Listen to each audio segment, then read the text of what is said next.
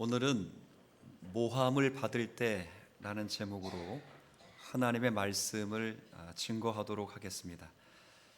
자, 오늘 우리가 읽게 되는 본문이 고린도전서 9장인데 9장의 내용은 어떤 내용인가 그럴 때 3절을 한번 보세요. 3절에 나를은 편지를 쓰고 있는 바울 사도를 가리키겠죠. 나를 비판하는 자들에게 변명할 것이 이것이니 라고 되어 있습니다. 그러니까 고린도 지역에 바울 사도를 비방하는 일단의 무리들이 있었던 것이고, 그 일단의 무리들에게 비방을 받을 때 바울 사도가 자신이 사도됨이 맞다 하는 것을 변호하는 내용이 고린도전서 9장이라 하는 것을 이해할 수 있습니다. 아마도 고린도 교회에 침입한 거짓 교사들과 그리고 이들에게 영향을 받았던 일부 교인들이 바울 사도권에 대해서 의문을 제시했던 것으로 보입니다. 당신은 사도의 자격이 없습니다 라는 의문을 제시하자 거기에 대해서 바울 사도가 오늘 본문에 자신이 사도가 맞다, 예수 그리스도로부터 임명받은 사도이다 하는 것을 변호하는 그런 내용입니다. 이제 보면서 그렇다면 왜 거짓 사도들이, 이런 사람들이 바울의 사도권을 부인하게 된 것일까? 약간 근원적으로 말해서 사도의 요건이 도대체 뭐길래 그 요건에 사도 바울이 충족되지를 않았다는 거거든요. 그러니까 비판하게 된 건데, 그 사도의 요건이 과연 뭘까 하는 것을 좀 먼저 이야기하면 좋을 것 같아요. 사도행전 1장에 보면 여러분도 잘 아시는 대로 이제 가룟 유다가 빠진 상태에서 한 명의 제자를 더 꼽죠. 사도를 하나 뽑게 되는데, 마띠아가 이렇게 뽑혀지는 과정에서 이 사도의 조건에 대해서 언급하는 내용이 1장 21절부터 26절까지 나와요. 근데 거기에 보면 최소한 사도의 요건이라고 말할 수 있는 세 가지 것이 있겠다라는 생각이 들어요. 첫 번째는 우리가 이렇게 그리스도 예수와 함께 출입할 때에 항상 우리와 함께 다니는 사람, 이렇게 되어 있어요. 그러니까 쉽게 설명하면 예수님과 3년 동안 뭐한 사람이라는 거예요? 따라다닌 사람, 동거동록했던 그런 사람이라 그 말이죠. 두 번째는 조건이 뭐가 되었냐면 예수님께서 부활하신 것을 직접 경험한 사람이거든요. 그러니까 예수님께서 십자가에서 죽으시고 무덤에서 부활하시고 나서 승천하시기까지 이 세상에 40일 계셨거든요. 그 40일 계시는 동안에 예수님이 스스로 만나준 사람이 있어요. 그게 제자들이거든요. 그러니까 만나줬던 사람들, 두 번째 조건이에요. 세 번째 조건은 이제 뭐냐면 그 만난 다음에 예수님이 나를 전하라라고 위임시켜준 사람이 조건이 세 번째 조건이에요. 근데 여기에 기준에 세 가지 요건에 보면 사도 바울은 기준에 미쳐요, 안 미쳐요? 미칠 것 같기도 하고 기준에 부합되기도 하고 그렇지 않죠. 그렇잖아요. 3년 동안 예수님 따라다녔습니까? 아니요. 두 번째, 부활하신 예수님을 사도 바울이 승천하기 전까지 만난 적 있어요? 없어요. 부활하신 주님은 한참 뒤에 만남죠. 이왕 다 승천하고 난 다음에 만납니다. 세 번째 기준이 모호합니다. 예수님께서 부활을 하셔서 예수님 자신을 증거하라고 했는데 바울 사도가 전하는 게 좀 이상하거든요. 그러니까 다른 사도들과 달리 복음을 전하는 방식을 가졌어요. 오늘 우리가 읽지는 않았지만 7절 한번 보세요. 7절에 누가 자기 비용으로 군 복무를 하겠느냐? 이럴 사람 있다 없다? 없다. 지금 병장 월급이 제가 알기로는 2024년 월급이 120만 원 정도가 됩니다. 정확히 제가 받았을 때랑 따져보면 100배 차이, 100배. 저 12,000원 받았거든요. 12,000원 받았는데 물론 담배도 받았습니다.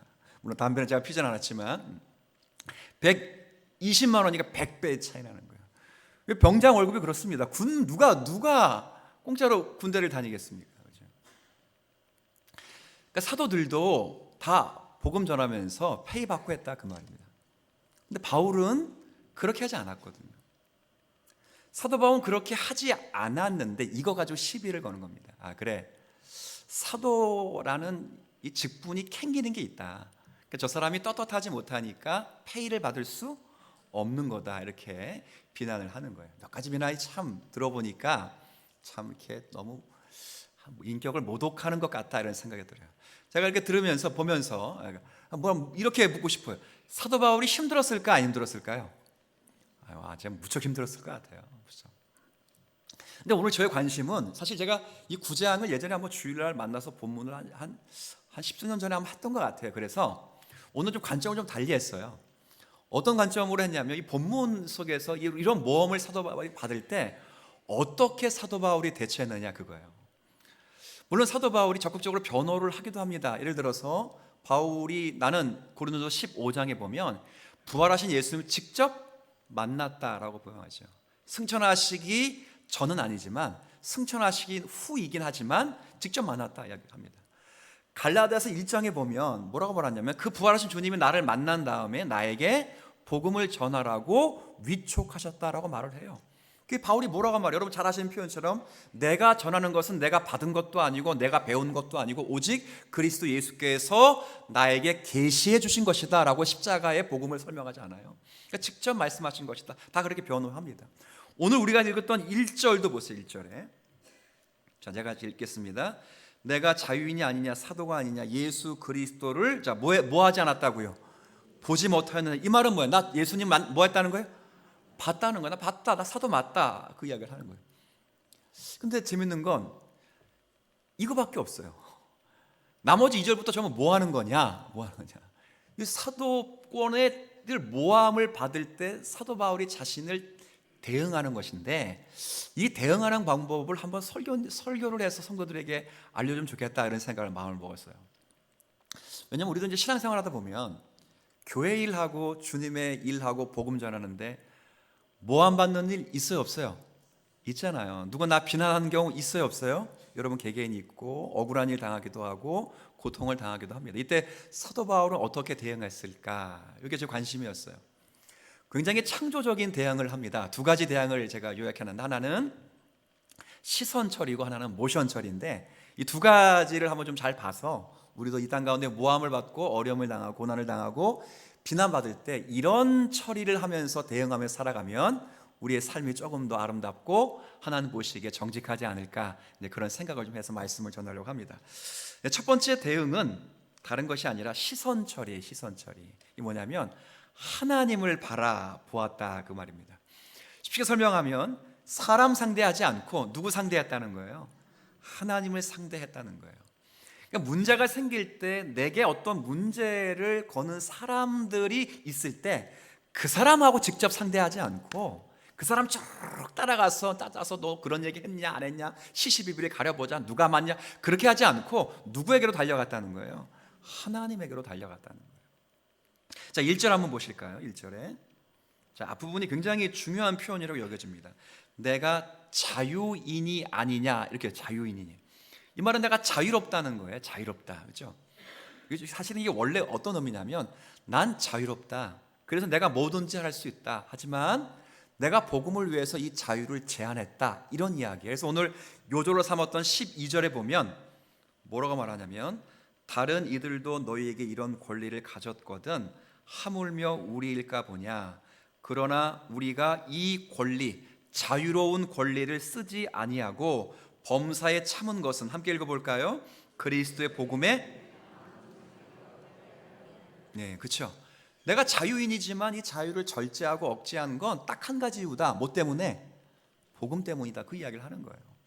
근데 이 말씀을 조금 더 달리 해석하면 어떤 의미기도 하냐면 나 자유하다.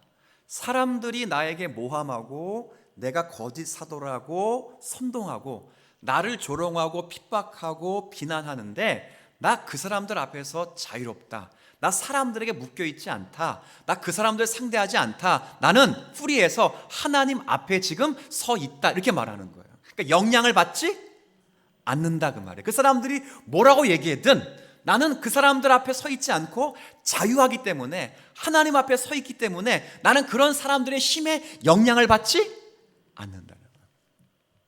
자, 어떻습니까? 참 어려운 일이거든요. 어려운 일이에요. 근데 신앙생활하면서 목회에도 마찬가지겠지만 목양적 관점에서 볼 때는 이건 모든 믿는 사람들에게 좀 필요한 일 같아요. 사실 우리가 모함받는 일이 제법 있고 누구로부터 비난받고 억울한 일 당하면 사실은 담당하기가 좀 어려워요. 특별히 자기 애가 강할수록 참기도 힘들어요. 뭐 얼굴이 붉어지기도 하고요. 마음에 미운 감정이 생겨나기도 하죠. 그리고 언젠가는 내가 꼭 이거 왼수는 외나무다리에서 만난다고. 왜 외나무다리에서 만나는 거죠? 꼭 풀어야 되기 때문에 만나게 하는 거거든요. 근데 거기서 만나면 죽여버린다 그러잖아요. 그래서 성경 많이 인용하잖아요. 이에는 어떻게 하세요? 눈에는 원래 그 말씀 왜 있죠? 세상은 그런데 너희는 그러지 말라고 있잖아요. 그죠? 세상은 그런데 너희는 그러지 말라고 있는 거거든요. 근데 우리는 세상이 이 정도니까 이 정도까지만 하자 그 말이잖아요. 그러고 싶단 말이죠. 근데 바울은 그런 거 영향받지 않는다. 왜? 난 사람 앞에 서 있지 않고 누구 앞에 서 있으니까? 하나님 앞에. 우리가 영적인 고도만 조금만 높이면요, 세상의 물리적인 현상이 영향받지 않습니다. 제가 언제 한번 철저하게 느꼈냐면, 지금부터 12년 전에 제가 부임하고 그 다음 해에 우리 파송 선교사님이 계셔서 네팔을 한번 방문했습니다. 일정 선교대원들을 꾸려서 다녀왔는데, 그때는 교회도 열악했고 사역자도 많지 않았기 때문에 저는 금요일 밤에 비행기 타고 와서 주일날 설교하려고 왔어요. 나머지 대원들은 거기에 3일 더 있고, 그러니까 제가 먼저 와서 설교하고 3일 후에 제가 차 몰고, 교회 차 몰고 픽업하러 가는데, 그날 진짜 저는 세상에서 비가 그렇게 억수로 많이 온 거는 처음 봤어요. 가는 도중에 그 영종대교에서 추돌 사고도 났는데, 저는 안 났지만 그 뉴스에 날 정도로 추돌 사고도 나고 한 치 앞이 내다볼 수 없는 정도의 큰 비가 왔어요. 그러니까 얼마나 걱정했는지 몰라요. 안전하게 착륙할 수 있을까? 이거 얼마나 가는 저도 무서운데 비행기 안에 있는 사람은 얼마나 무섭겠어요. 근데 실제로 40분 동안 인천 하늘을 맴돌았어요. 모든 비행기들이. 하늘을 안 보이지만 진짜 뉴스에 나왔어요. 모든 비행기들이 40분 동안 계속 김포, 인천, 서울을 도는 거예요. 그리고 나중에 착륙했어요. 그래서 제가 물어봤어요. 무서웠지? 힘들었지? 그랬더니 너무 맑았다는 거예요. 태양은 반짝반짝거리고 구름은 뭉게구름 위에서 자기는 구름을 걷는 것처럼. 근데 어디서만 허우적거린 거예요 지금. 밑에서만. 그래서 깨달은 게 있어요. 그래, 우리의 마음의 영적인 시선 처리를 약간만 올려도 이 세상의 중력과 사람의 힘에 영향받지 않는구나, 그거예요. 이제 신앙에서 무엇보다 중요한 건 시선 처리입니다. 우리가 어차피 사람 저보다 커봐야 한 20cm 더 크고 저보다 작아야 좀 더 작잖아요. 거의 비슷해요, 사람 눈높이. 그러니까 제가 사람은 다 보이지 않아요. 중이 2층에 앉아보면 다 보이거든요. 다 보이거든요. 그러니까 사람은 어차피 다 보이게 됐습니다. 근데 문제는 올라가면 보여요, 안 보여요? 자, 올라가면요, 아파트 큰 30층 아파트도 점으로 보이고요, 주택도 다 점으로 보여요. 별거 아니더라고요. 영적인 고도를 높이는 거예요. 우리 제자 훈련하면서 책 읽잖아요. 그 영적 고도를 높여라, 이런 거 읽어보셨잖아요. 영적 고도를 조금만 높이면 우리 신앙이 달라져요. 그 책에 보니까 그런 말이 있어요. 이 태도의 문제, 태도를 영어로 뭐라 그러냐면, 다 아시는 대로 attitude라고 하잖아요. 근데 attitude라는 이 단어적 의미가 여러 가지가 있는데, 찾아보니까 한 가지 단어가 이런 거예요. 비행기나 우주선의 위치, 이렇게 돼요. 위치. 이게 무슨 말이냐면, 쉽게 설명하면 지평선을 기준으로 놓고 그 비행기의 위치가 태도 혹은 자세라는 거예요. 아주 더 쉽게 설명하면, 비행기가 코를 들고 있거나 그 다음 코를 내려놓거나 하죠. 좀 생각해 보십시오. 하늘을 날려면 코를 어떻게 하면 되겠어요? 잘하시네요. 조종사 자격증 있는 건 아닐 텐데 잘하십니다. 그러면 내려가려면, 착륙하려면 내려죠. 코를 올려놓고 내려갈 수 없고 코를 내려놓고 올라갈 수 없잖아요. 그죠? 똑같다는 거예요.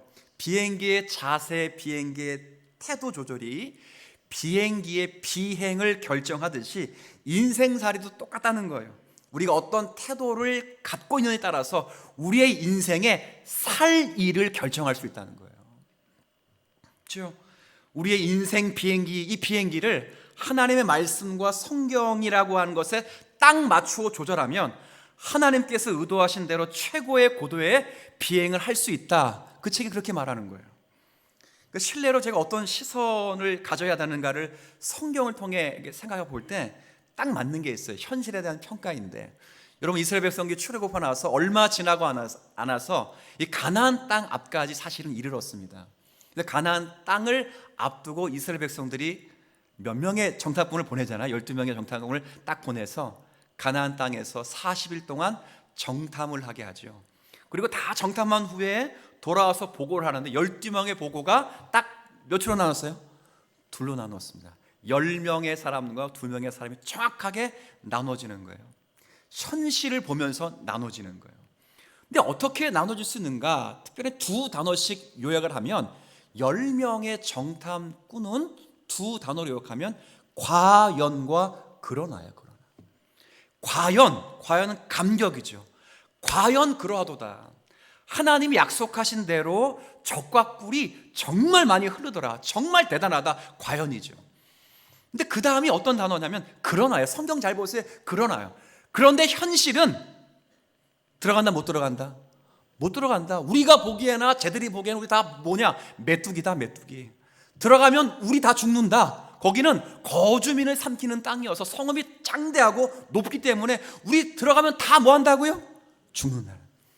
근데 가만 보니까 신앙생활하는 우리의 모습이 그럴 수도 있겠다 싶어요.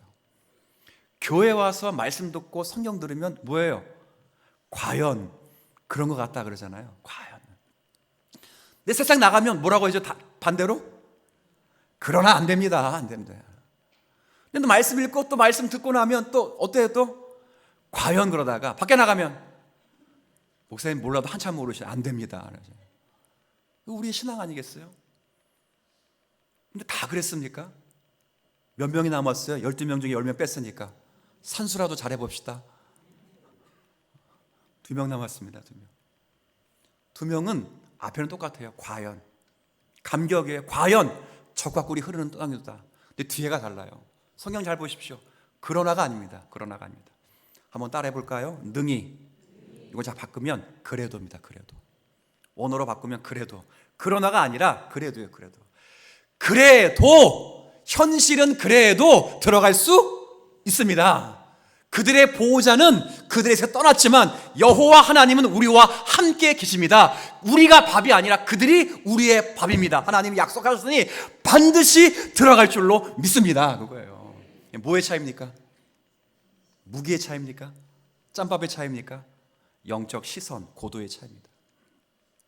현실의 차이가 아니고 시선의 차이라고. 똑같은 어려움을 당하고 고난을 당하고 억울한 일을 당하고 원통함을 당하는데 어떤 시선을 가지고 바라보고 있느냐, 이게 다른 거예요.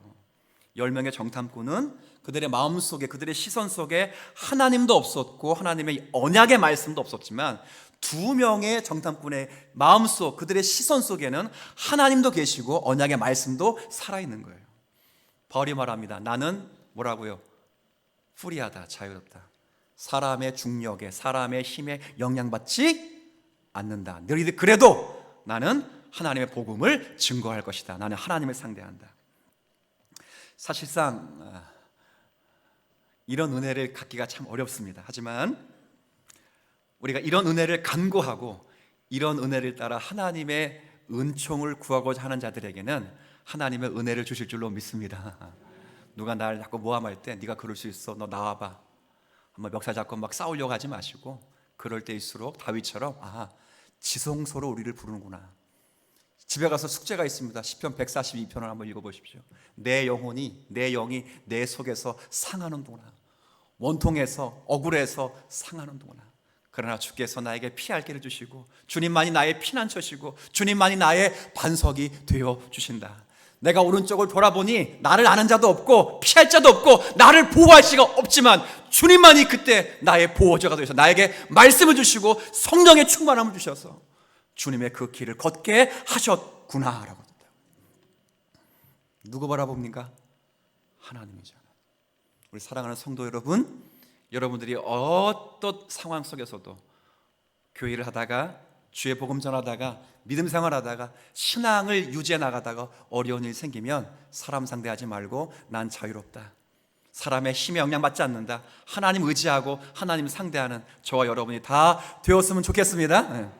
두 번째는 제가 쭉 보니까 이 사도 바울이 어떻게 대응하는가, 이게 원래의 이 본문 메시지는 제가 10여 년 전에 전했습니다. 그래서 이게 약간 이렇게 제가 오늘 사색을 다시 한 거예요. 두 번째 어떻게 시선 처리했냐면 이건 모션 처리입니다.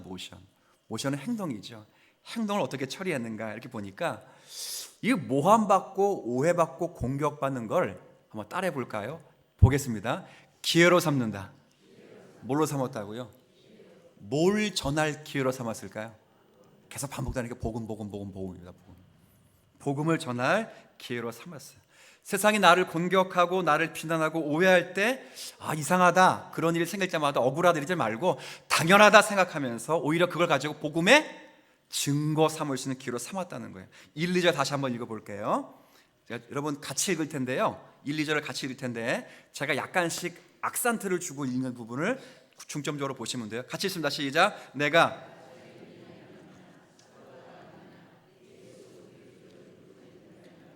주 안에서 행한 나의 일이 너희가 아니냐? 다른 사람들에게는 내가 사도가 아닐지라도 너희에게는 사도이니 나의 사도됨을 주 안에서 인친 것이 너희라. 아멘. 어디 강조했죠? 역시 센스가 만점입니다. 네. 저 잠깐 보세요. 무슨 말이냐면 이런 의미예요. 제가 여러분 야한 게 아니고 바울 사도가 내가 가짜였으면 너희들이 회심했겠냐? 내가 가짜였으면 너희 구원 받았겠느냐? 내가 가짜였으면 너 천국 소망 알았겠느냐? 근데 너희들이 지금 회심했다고 말하고 은사 받았고 예수 그리스도를 구주로 영접하고 부활의 소망을 갖고 있었다는 것은 내가 가짜가 아니고 뭐라는 증거예요? 진짜라는 거예요. 진짜라고 말하면서 지금 제가 악센트를 줘서 이야기했던 부분 두 번 얘기했죠. 주? 뭐예요? 내가 헛된 것 이야기한 게 아니라 주 안에서 행했다, 그리스도의 말씀만을 전했다, 그리스도의 십자가와 복음만을 전했다, 이야기하는 거잖아요. 그러니까 자기를 공격하고 비난하는 기회를 틈타서 오히려 더 뭘 전했다고요? 복음을 전했다고요. 한 번 더 설명했다는 거예요. 바울 지혜로워요, 안 지혜로워요? 제가 보면 굉장히 지혜롭다. 진짜 제가 참 이런 부분에 도움을 받고 좀 시정하고 다시 한번 각성해야 되겠다, 이런 생각 많이 했어요. 그런 생각을 하고 사도행전을 보니까 전부 그러더라고요. 전부 1, 2, 3차 전도행이 다 끝났어요. 그러니까 많은 사람들이 이방인까지 하나님, 여호와 하나님 믿겠다고 하니까 유대인들이 기분이 좋아, 안 좋아요? 안 좋지. 그러니까 사도 바울 이거 죽여버려야 된다고 법정에 세워요. 근데 놀라운 거, 법정에 세울 때마다 사도 바울이 누구 전했다고요? 똑같이 복음 전했다고요. 벨릭스 총독 앞에 섰을 때 벨릭스 각하여 하면서 쭉 변명하다가 예수님 죽으심, 예수님 부활하심, 그 전했다고요.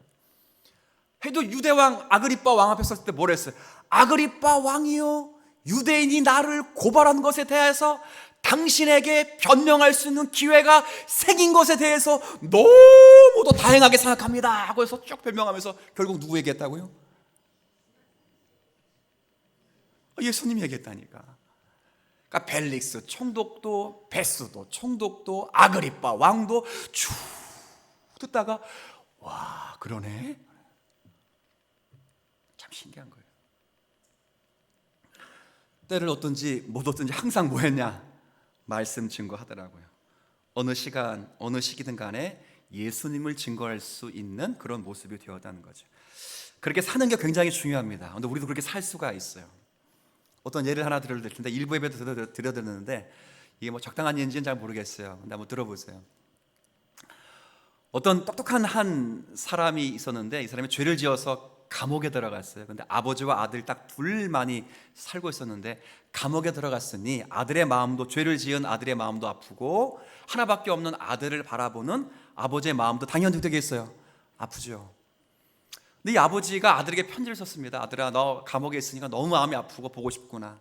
근데 올해는 내가 땅을 좀 이렇게 또 파헤쳐서 개간해서 토마토를 심고 싶은데 너가 없으니 할 수 없구나. 참 너가 보고 싶다. 잘 있다가 만나자. 편지 썼다고. 아들이 그 편지 보니까 마음이 아파요, 안 아파요? 너무도 아프죠. 아들이 아버지에게 편지 썼습니다. 아버지 힘내시라고. 그런데 아버지 절대 땅을 파지 마세요. 땅에 내가 시체를 묻어놨거든요. 편지를 쓴 거예요. 근데 그 모든 편지는 간수가 봐요, 안 봐요? 죄수들의 편지는, 밖에 나간 편지는 다 봅니다. 간수들이 보고 난리가 난 거예요. 경찰 보내가지고 아버지 땅을 다 파헤쳐버려요, 밤새도록. 그렇죠. 시체가 나왔어, 안 나왔어요? 안 나왔죠. 아들이 그 다음날 편지 쓴 겁니다. 아버지 이제 됐습니다. 토마토 심으세요.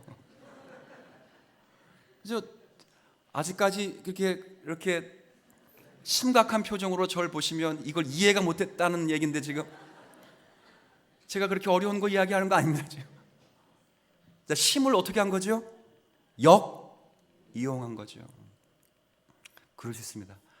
하나님 마귀의 힘을 역이용하지 않아요. 구약에 자기 백성 구원하시기 위하여 구원자 내시죠. 모세를 냈잖아요. 근데 구원자 오니까 사탄이 애굽왕 바로의 마음을 충동시켜서 그 구원자를 죽이기 위해 모든 영화를 다 살해해버리잖아요. 근데 그 힘을 이용해서 어디서 자라겠죠? 하나님은 왕궁에서 자라서 나라를 이루어가는 모든 공부를 모세가 다 알고 하고 그 법을 만들 수 있는 힘을 키워나도록 하셨다고요. 하나님이 하신다고요. 똑같은 일이 2000년 전에 벌어졌잖아요. 예수님이 이 땅에 오셨습니다. 구원자 메시아가 이 땅에 오셨지만 사단이 그 구원자를 죽여버리려고 헤롯의 마음을 충동시켜버렸어요. 놀라운 건 하나님이 그렇게 어려움 속에서도 이 예수님을 어디로 피난시키셔요? 애굽으로 피난시키시고 나중에 또 어디로 갔어요? 나사렛 갔어요. 왜 애굽 가고 나사렛 갔습니까? 성경 잘 읽어보면 딱 한마디밖에 없어요. 한마디밖에 없어요. 애굽 보내고 나사렛 보낸 이유 딱 하나밖에 없어요. 여러분 다 아시면서 왜 모르는 척을 하고 계시는지는 모르겠습니다만 딱 한 구절밖에 없다고요. 한 구절밖에. 다. 자, 한번 따라봅시다. 하나님 말씀이 그 다음 뭐예요? 그렇죠. 응하게 하기 위함이다.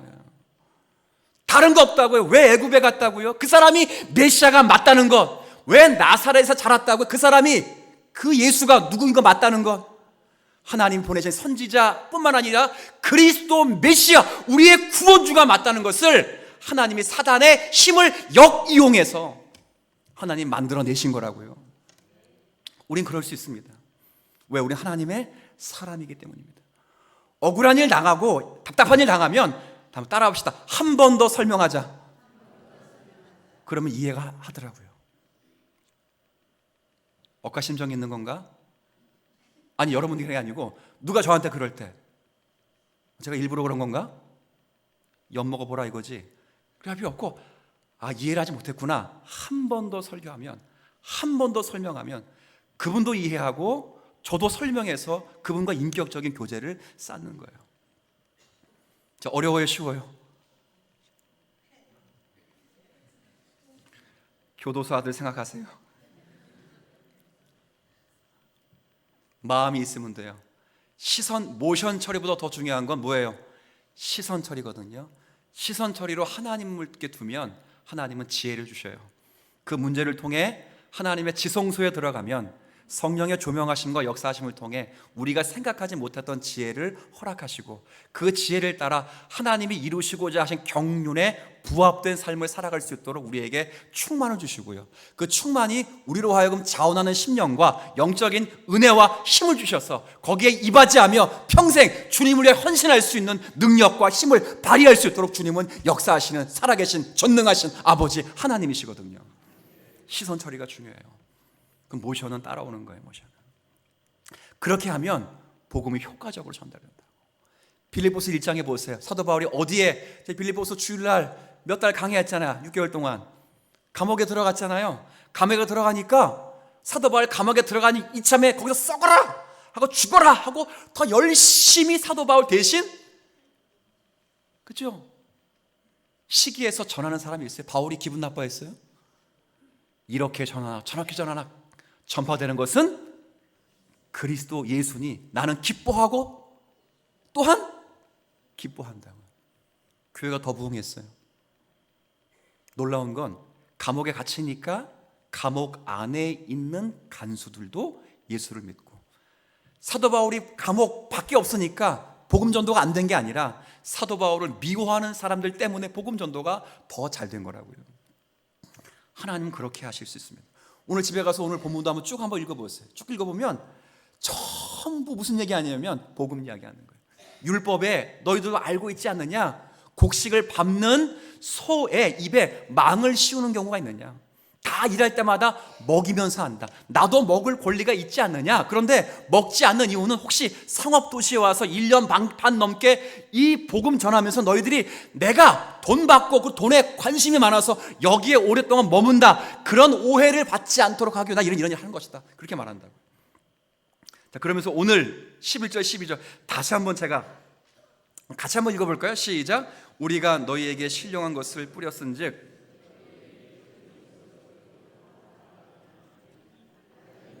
너에게 이런 권리를 가졌거든 하물며 우리일까 보냐.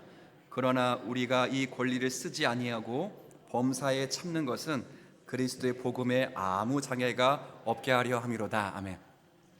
이걸 아무런 문제 없을 때 이야기하면 뭐라고 말하냐면 잘난 체 한다 그래요. 잘난 체. 그렇죠? 근데 모함을 받을 때 한 번 더 설명해 주니까 정말 헌신했구나, 정말 수고했구나. 자주 반복되는 표현이 있어요. 어떤 단어 두 글자? 복음이에요. 복음.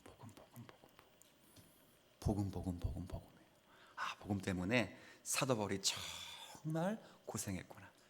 하나밖에 없는 그 복음 때문에 이 성중에 내 백성이 많다라고 말씀하신 주의 음성을 듣고 그리스도 예수와 십자가에 못 박힌 것 외에는 알지 않기로 작정하며 설교했던 바울 사도의 그 노고가 굉장히 크구나.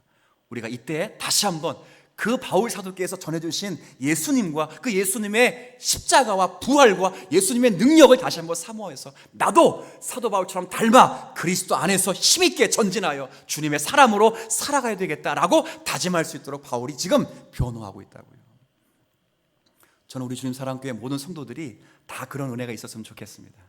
이럴 때는 우리의 권리를 양도하는 게 필요해요. 여러분도 자유인이거든요. 근데 그 자유임에도 불구하고 우리의 권리를 제한해 세우는 것은 딱 하나밖에 없습니다. 다 뭐예요? 복음 때문이 복음 때문. 근데 그 권리를 마땅하게 내가 세워야 되겠다라고 말할 때는 문제가 생겨요. 모함하는 일들이 더 많이 생길 수 있고 어려운 일이 생길 수 있어요. 근데 그때마다 우리에게 필요한 건 딱 두 가지입니다. 하나는 시선 처리, 또 하나는 그렇죠, 모션 처리죠. 시선은 누굴 바라보고요? 하나님 바라보십시오. 왜 바라봐야 되냐? 하나님이 여러분을 더 키워가시는 거예요. 제가 늘 말씀드리지만 고난이 왜 내게 유익이냐? 정말 죄송하지만 즐겁고 평안할 때는 주님의 충만한 은혜 잘 못 누립니다. 여러분을 저주하는 것이 아니고요, 그렇게 살지 못하도록 여러분을 막고자 하는 게 아닙니다. 잘 못 누립니다. 하지만 우리가 고난을 받고 어려움을 당하고 모함적인 일을 만나면 우리가 놀라운 건 끊어낼 수 없는 하나님의 사랑 때문에 기인해서 우리의 힘과 우리의 능력과 지혜가 아니라 우리를 사랑하신 삼겹줄의 힘에 의해서 기도하는 자리에 나오고 하나님 은혜 앞에 무릎을 꿇게 되는 겸손한 종이 됩니다. 그때 주님은 사용하시고요, 그때 주님은 역사하시고요, 그때 주님은 기뻐하시는 당신의 제자를 만들어 주시는 거예요. 그래서 우리 무엇보다 필요한 건 영적 고도를 뭐 하는 거예요? 높이는 거예요. 코를 높이십시오. 콧대를 높이라는 게 아니라 비행기의 코를 높이듯이 높이셔요. 그리고 그 자리에서 주님 만난 경험 때문에 어느 자리에 있든 주의 복음 증거하며 살아갈 수 있는 저와 여러분이 다 되시기를 주님의 이름으로 부탁을 드리겠습니다.